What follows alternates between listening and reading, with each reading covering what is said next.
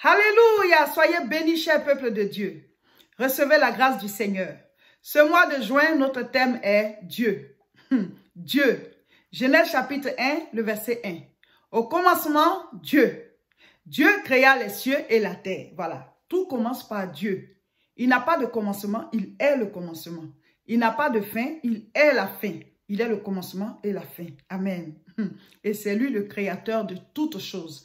Il a créé les cieux et la terre et nous a créés, nous les hommes. Amen. Alors, est-ce que Dieu se décide à être silencieux par rapport à la vie de quelqu'un? Non, je ne crois pas.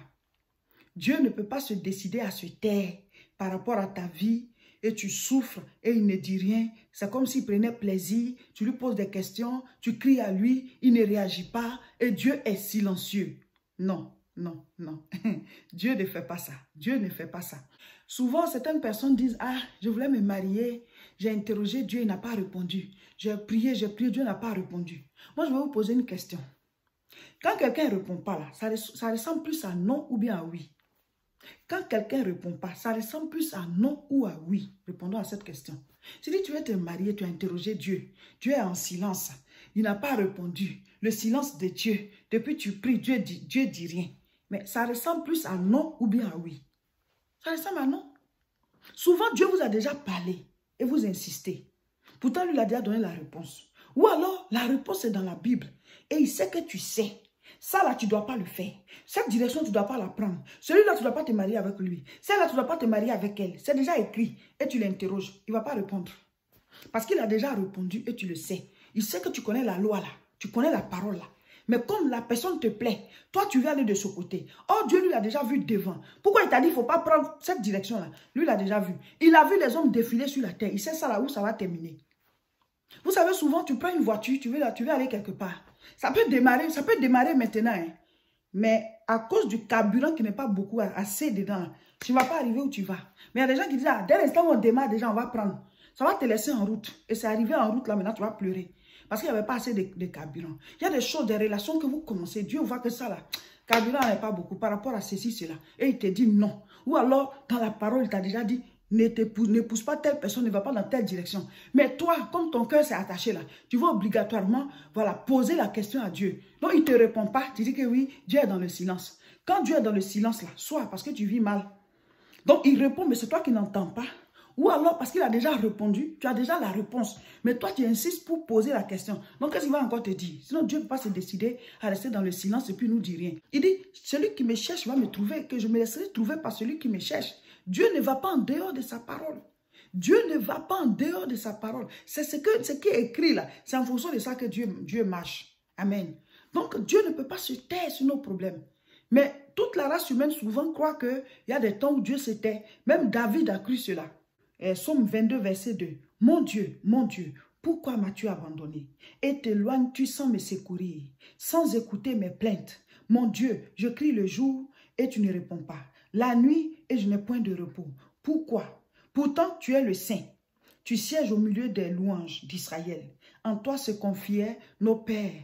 Ils se confiaient et tu les délivrais. Voilà. Donc, vous pouvez continuer. Ils criaient à toi et ils étaient sauvés. Ils se confiaient en toi et ils n'étaient point confus. Et moi, je suis un ver et non un homme, l'opprobre des hommes et le méprisé du peuple. Tous ceux qui me voient se moquent de moi. Ils ouvrent la bouche, secouent la tête. Recommande-toi à l'Éternel. L'Éternel te le sauvera. Amen. Vous pouvez lire. David ici est en train d'adresser à Dieu des prières, des pleurs. Il crie à Dieu, il ouvre son cœur. Amen. Mais ce même David-là, Dieu s'est révélé à lui depuis longtemps.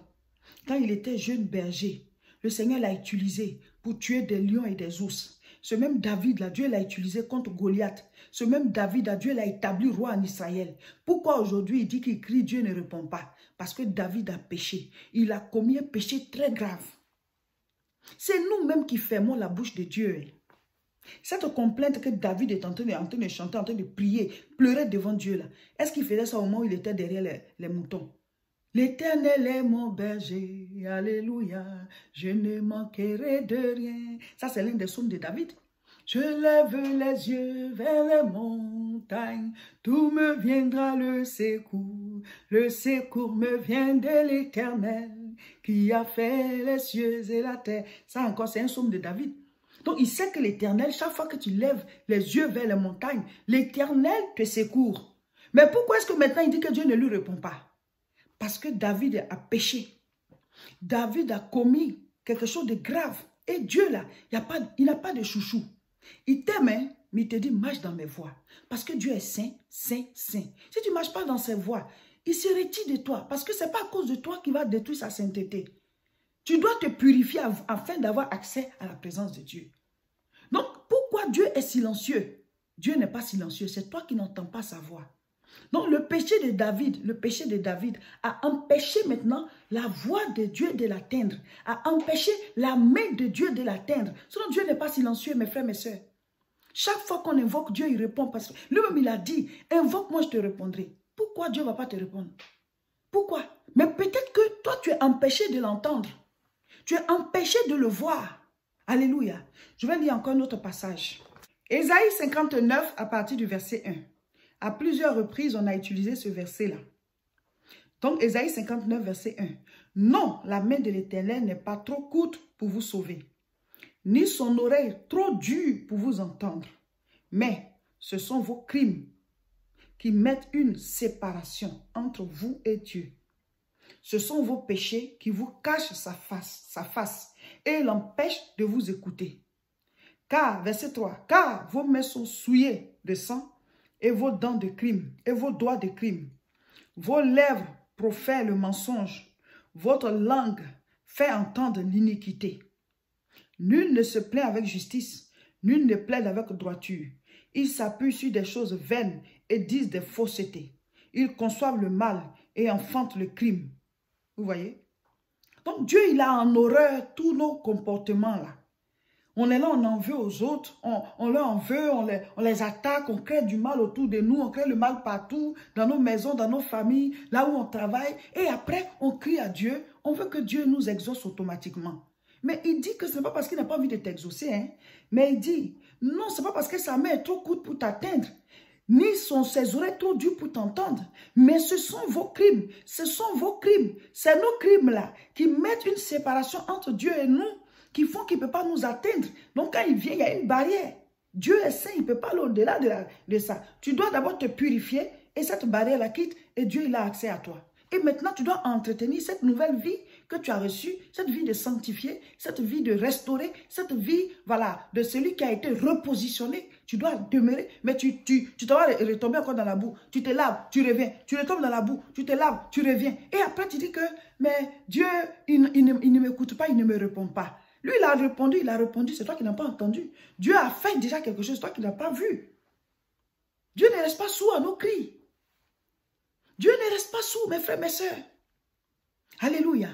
Donc la Bible dit, c'est pas parce que Dieu est sourd, mais ce sont nos iniquités, nos crimes qui font la barrière entre nous et Dieu.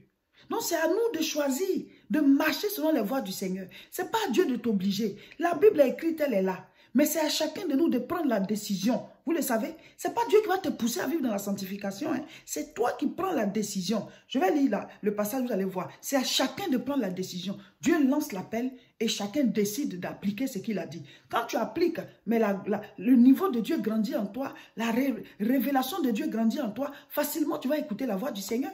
Parce qu'il n'y a pas de barrière, il n'y a pas de blocage, il n'y a pas de limite entre toi et lui. Il peut t'atteindre parce que tu mènes la vie qu'il veut que tu mènes. On doit être sur la même longueur d'onde que le Seigneur pour qu'il puisse nous atteindre. Donc Dieu est sur telle fréquence, toi tu es ailleurs. Et tu dis que je n'entends pas la voix de Dieu, Dieu est dans le silence. Mais c'est toi qui n'entends pas, sinon il parle. Imaginez par exemple quand on veut capter une chaîne, voilà, radio ou bien une télévision. Voilà, on te dit ils sont sur telle fréquence, mais ils sont sur tel satellite ou bien quoi. Toi tu n'as pas capté ça, tu n'es pas allé te connecter sur le satellite qu'ils ont donné. Et tu dis que je ne sens pas l'émission là. Tu n'as pas capté, voilà, réellement ce qu'il faut. Et puis maintenant, tu dis, l'émission radio, là, je n'ai pas reçu. Tu n'es pas sur la même longueur d'onde. Tu n'es pas sur la même fréquence. Donc, Dieu est de ce côté, toi, tu es ailleurs. Et tu dis, tu n'entends pas la voix de Dieu. Dieu, il est silencieux. Et on pleure, et on souffre. On a l'impression que Dieu nous a abandonnés. Mais lui aussi, il dit, mais voici l'enfant, là. Il est là-bas, je suis ici. Il te dit que c'est ici, moi, je suis. Ce n'est pas moi d'aller où tu es, c'est à toi de venir où je suis. Alléluia, mes frères, mes sœurs. L'affaire de Dieu, là, c'est sérieux. Prenons l'affaire là au sérieux. C'est sérieux. S'engager avec Dieu, là, c'est sérieux. C'est une affaire de maintenant et pour toujours. Une affaire de destinée et d'éternité. Donc, prenons l'affaire de Dieu au sérieux. Mon Dieu, on est chrétien et puis on n'est pas réellement dedans. Donc, tu ne peux pas entendre la voix de Dieu. Chaque fois qu'on invoque Dieu, il répond. Parce que lui-même, il a dit, invoque-moi, je te répondrai. Pourquoi Dieu ne va pas te répondre? Pourquoi? Mais peut-être que toi, tu es empêché de l'entendre. Tu es empêché de le voir. 2 Timothée 2, à partir du verset 20. Dans une grande maison, il n'y a pas seulement des vases d'or et d'argent, mais il y a aussi des vases de bois et de terre. Les uns sont des vases d'honneur et les autres sont des vases d'un usage vil. Verset 21. Si donc quelqu'un se conserve pur en s'abstenant de ces choses, il sera un vase d'honneur sanctifié, utile à son maître, propre à toute bonne œuvre. Voilà, vous voyez? Ce n'est pas Dieu qui va te pousser à être sanctifié. Ce n'est pas Dieu qui va t'obliger. Si quelqu'un, ça dit quoi? Si donc quelqu'un se conserve pur, tu dois décider, toi, de te conserver pur. Pour que tu sois un vase que Dieu utilise dans des occasions d'honneur. Que tu ne sois pas un vase vil. Parce qu'on est tous chrétiens, mais il y a ceux-là qui leur bouche là. Il ne faut pas attention à ce qu'il faut dire. Il y a ceux-là qui regardent n'importe quoi, qui pensent à n'importe quoi. Eux, ils ont décidé d'être des vases vils. Vous voyez, dans la maison, il y a plusieurs ustensiles. Il y a des ustensiles qu'on utilise à table, quand il y a des invités, classe, et après on range ça. Et il y a des ustensiles qu'on utilise dans les toilettes et tout ça. Tout ça sont des ustensiles des vases de la maison. Donc toi, tu dois choisir si tu veux être le vase qu'on utilise dans les toilettes ou dans la salle de bain, ou alors tu veux être le vase qu'on utilise à la table, et pas à tout moment, mais quand on a les invités d'honneur. Donc c'est ça, mon frère, ma soeur. Et le Seigneur dit, c'est vous qui choisissez, ce n'est pas lui. C'est à chacun de décider de se conserver pur. Donc tu prends la décision, moi je dois devenir chrétien comme ci, comme ça. Travaille sur ta vie chrétienne. Tu entendras la voix de Dieu tous les jours. Sinon Dieu ne se décide pas à être silencieux à un certain moment. Ça sert à quoi? Lui, ça lui sert à quoi de nous faire souffrir?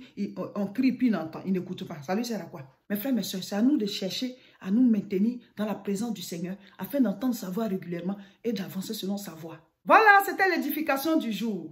Nous sommes toujours dans notre thème Dieu.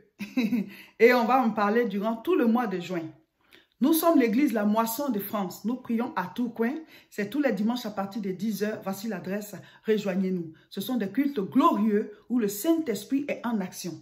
Tous les mercredis, nous sommes en direct sur nos 2 chaînes. Sur YouTube, c'est La Moisson TV. Et sur Facebook, c'est Réseau International Richesse. Abonnez-vous. Comme ça, tous les mercredis à 12 h heure de France, vous vous connectez, on prie ensemble. Beaucoup ont l'habitude de dire, je ne sais pas prier, aidez-moi. Venez, on va prier ensemble, c'est mieux. Comme ça, vous apprenez et vous pouvez le faire. Amen. Donc, connectez-vous tous les mercredis pour participer à ces séances de prière. Et puis, rejoignez-nous les dimanches au culte. Alléluia. Abonnez-vous donc massivement à nos 2 chaînes. Sur YouTube, c'est La Moisson TV. Et sur Facebook, c'est Réseau International Richesse. Abonnez-vous et partagez massivement toutes les vidéos qu'on met en ligne.